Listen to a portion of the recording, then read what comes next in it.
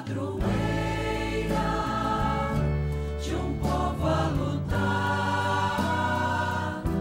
a gente mineira te quer exaltar, não só lá na serra. Amado irmão, amada irmã, saúde e paz com muito apreço. A graça de Deus que aqui nos congrega na comunidade orante ao redor da amada Mãe Maria, nos fecunde, escancarando nossos corações, para que ao proclamar a palavra nós a acolhamos amorosamente e suas interpelações nos coloquem no caminho do bem, da verdade e do amor. Compartilhe com seu coração nada mais precioso do que a liberdade interior, assentando-nos na verdade que liberta e no gosto pelo bem e pela justiça. Precisamos assentar valores no mais íntimo de nós mesmos. Rico é o que trata nas suas conferências São João Cassiano, um abade, quando comenta que agora devemos falar das renúncias, que são 3, segundo a tradição dos pais e a autoridade da Sagrada Escritura, e que devemos praticar com grande empenho. Pela primeira, desprezamos todas as riquezas e bens materiais do mundo. Pela segunda, repelimos os hábitos passados, vícios e paixões do espírito e da carne.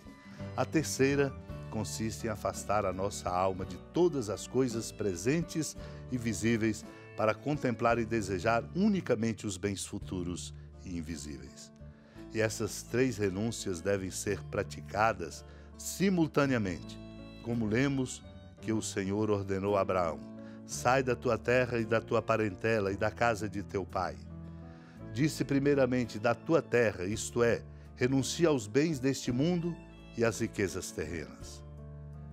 Em segundo lugar, da tua parentela é a renúncia ao modo de viver, aos costumes e vícios do passado que desde o nascimento estão ligados a nós como parentes e consanguíneos. Em terceiro lugar, da casa de teu pai, isto é, afasta o olhar de toda lembrança deste mundo que temos diante dos olhos. Nada nos adiantaria termos realizado com toda a devoção da nossa fé a primeira renúncia, se não praticássemos a segunda com o mesmo empenho e fervor.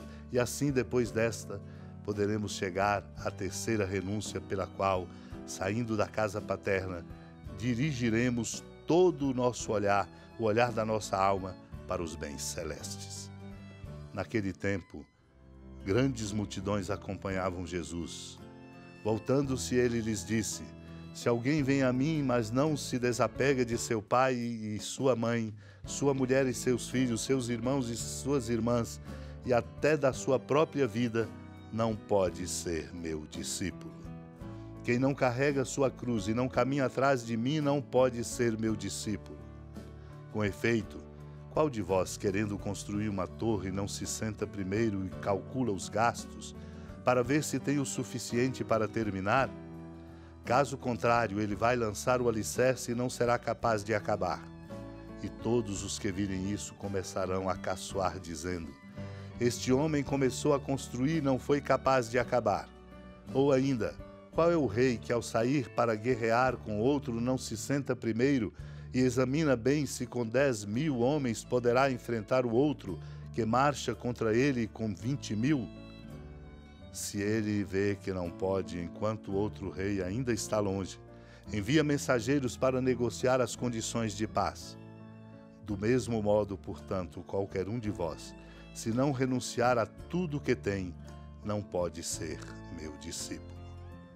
Amado e amada de Deus, o Senhor nos ensina sabedoria importante para conduzir a nossa vida e não afundá-la em lamaçais. Pelo contrário, fazer da nossa vida um desabrochar de dons como dom para a vida de todos.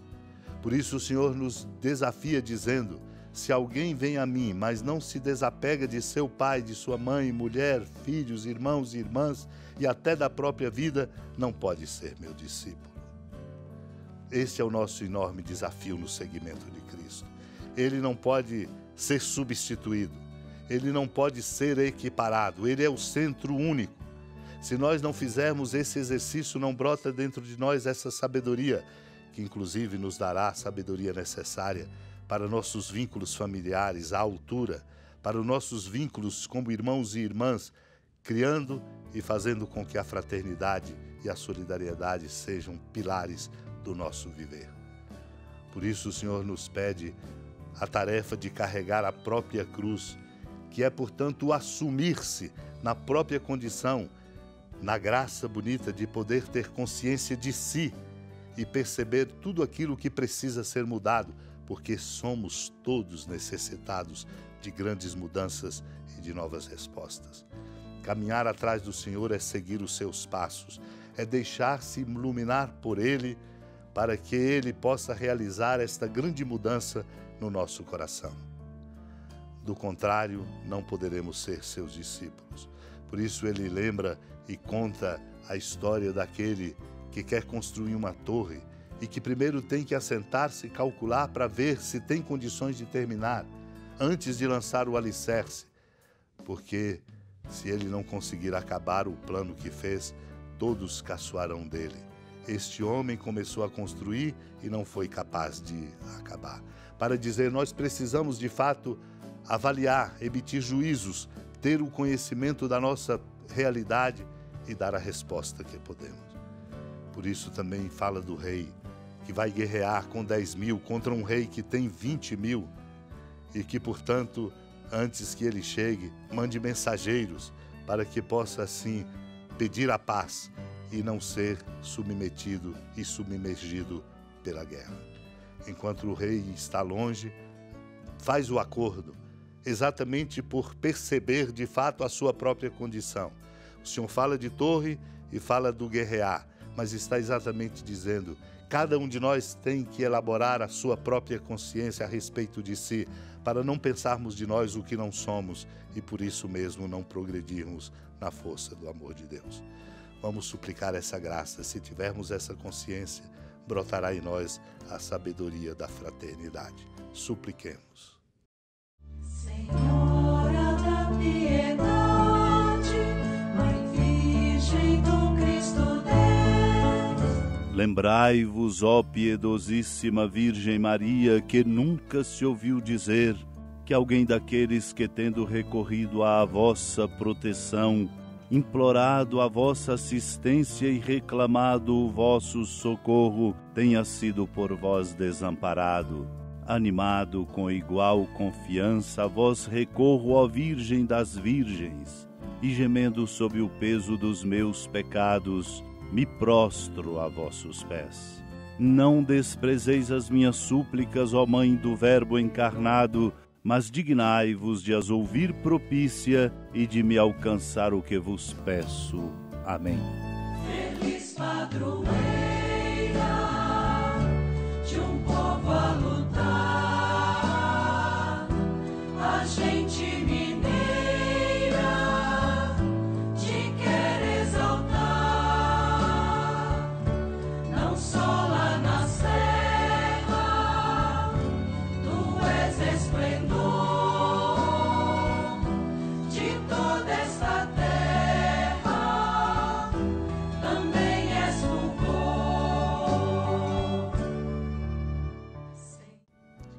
Amado irmão, amada irmã, com a alegria do Santuário Basílica da Padroeira do Estado de Minas Gerais, a Senhora da Piedade, que da sua casa de clemência e bondade nos acompanhe e nos abençoa do alto da serra, magnífica arquitetura divina, a bênção de Deus, amor misericordioso. Pai, Filho e Espírito Santo, desça sobre sua família, proteja sua casa, sustente sua vida, fecunde o caminho missionário de nossa igreja, nos encha de sabedoria e permaneça conosco para sempre. Amém. Feliz padroeira de um povo